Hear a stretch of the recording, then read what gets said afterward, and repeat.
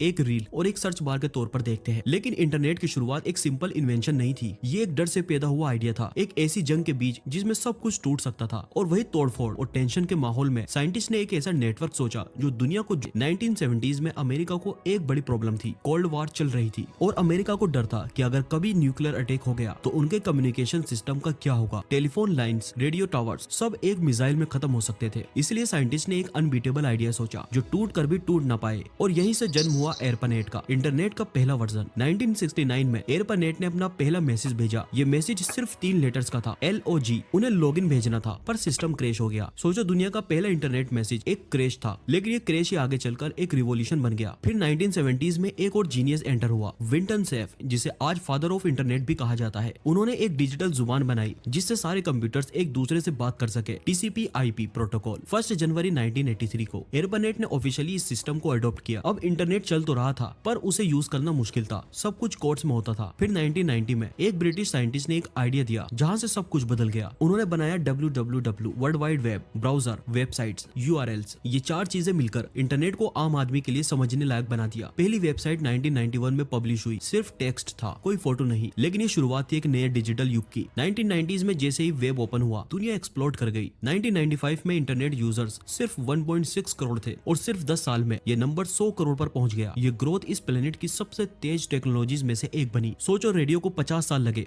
50 crore users तक पहुंचने में, टीवी को 22 साल और इंटरनेट को सिर्फ 5 साल। जैसे जैसे इंटरनेट फैला, नया इन्वेंशंस आते गए। 1998 में गूगल, 2004 में फेसबुक, 2005 में यूट्यूब और 2007 में स्मार्टफोन्स। ये टाइमलाइन किसी भी टेक्नोलॉजी की हिस्ट्री में सबसे रैपिड ट्रांसफॉर्मेशन थी। आज इंटरनेट की स्पीड इतनी बढ़ चुकी है कि जहां 1969 में एक मैसेज भेजने में सिस्टम क्रैश हो जाता था, आज एक सेकंड में 20 GB तक डाउनलोड कर सकते हैं 5G पीक स्पीड पर। और दुनिया में आज 100 लोगों में से 67 लोग इंटरनेट यूज करते हैं। जानकारी पसंद आए तो लाइक करें और अपना फीडबैक कमेंट में जरूर दें।